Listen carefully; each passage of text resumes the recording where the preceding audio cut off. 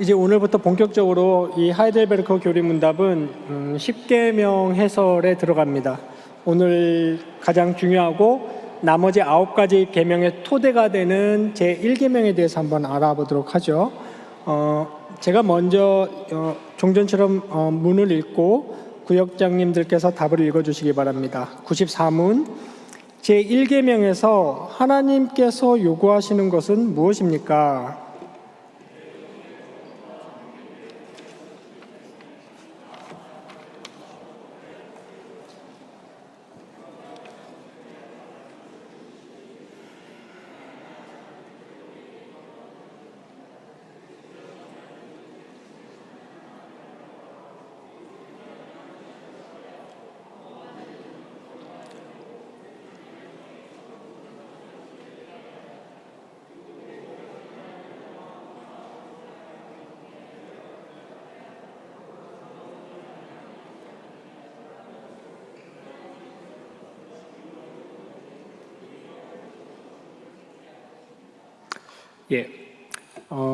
요지는 제1계명, 그러니까 여러분 잘 아시죠? 너는 나 외에는 다른 신들을 내게 두지 말라. 이렇게 명령형으로 되어 있는 제1계명이 구체적으로 요구하는 내용이 무엇입니까? 이렇게 물었습니다.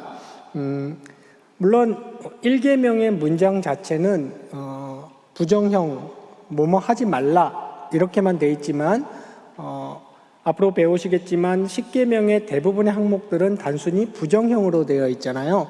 대부분이 뭐뭐 하지 말라 그러고 끝납니다.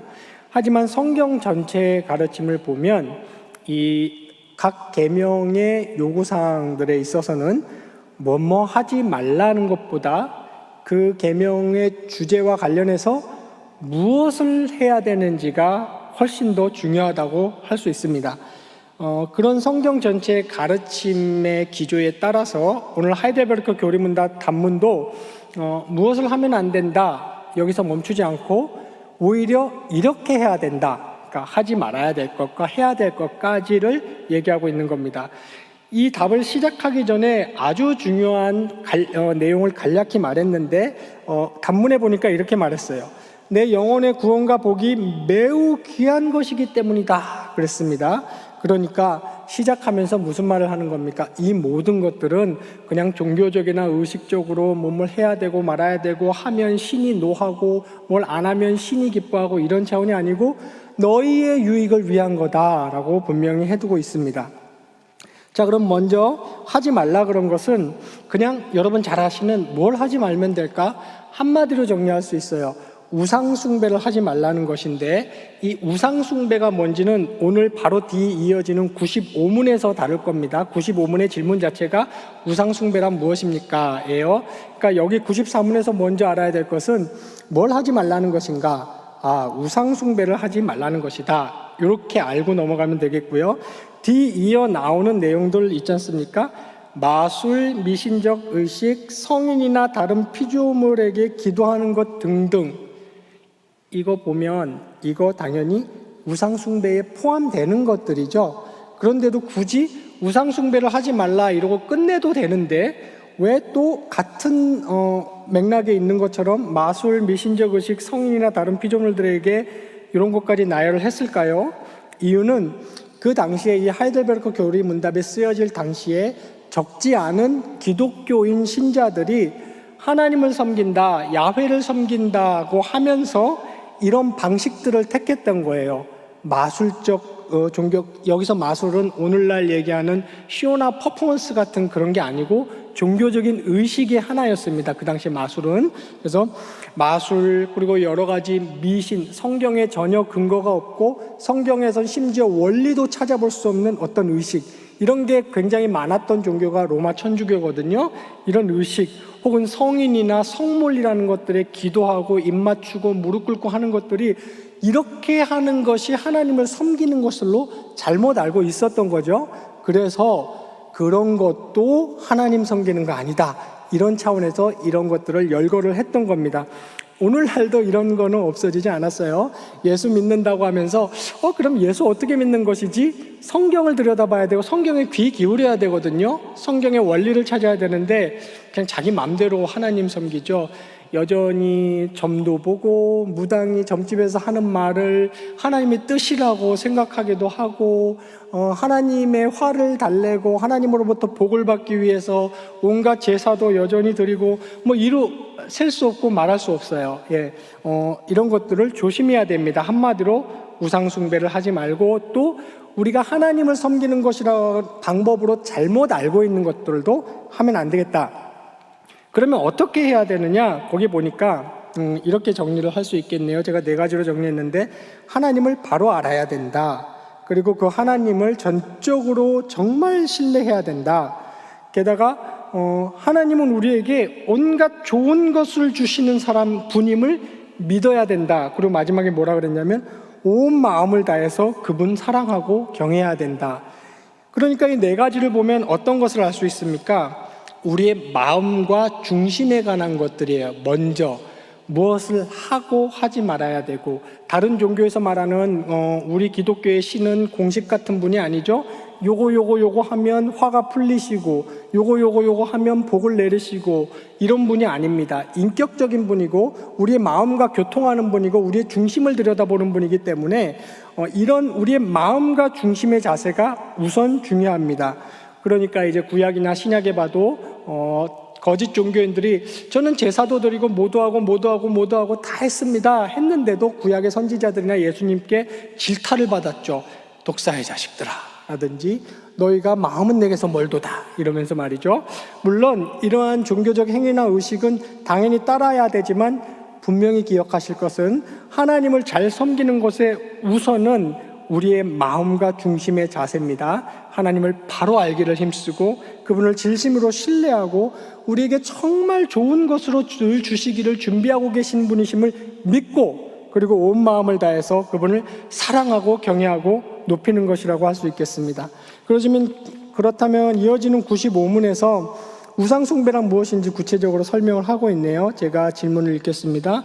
우상숭배란 무엇입니까?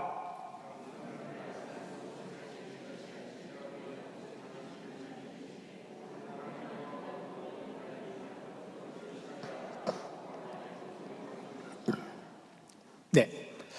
여기서도 우상숭배란 무엇인지 일단 2가지 내용을 얘기하고 있어요. 첫 번째는 뭐라 그랬냐면 다른 어떤 것이나 혹은 있지 않은데 이 세상에 있지 않은데 고안해서 만들어낸 어떤 것을 신뢰하는 것이다. 이게 우상숭배라 그랬어요.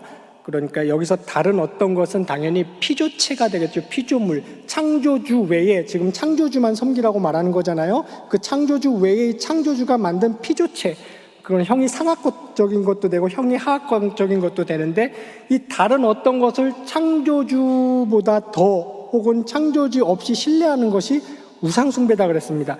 자, 성경과 역사에서 살펴보면 이 다른 어떤 것, 인간이 창조주 하나님 말고 신뢰하게 되는 다른 어떤 것이라고 여기 표현된 것으로 대표적인 4가지가 뭐가 있을까요? 정리를 해보면 돈과 권력, 명예, 인간입니다. 이 4가지가 대표적인 여기서 말하는 다른 어떤 것이 있을 수 있어요. 돈, 권력, 명예는 정말 좋은 것이에요. 유용한 것이죠. 인간의 인류 역사에서 절대적으로 중요하고 유용, 그 자체로는 잘못이 하나도 없어요. 이게 무엇이 문제입니까? 그것을 수단으로 삼지 않고 하나님보다 그것을 더 신뢰하는 것, 그게 문제인 겁니다. 사람도 마찬가지죠. 사람도 섬겨야 되고 사랑해야 되고 여기 오늘 등장하는 개념 심지어는 사람도 서로 상호간에 신뢰해야 됩니다. 그리스도인은 더 그래요. 그런데 이런 걸 신뢰하지 말라는 것은 무슨 말입니까?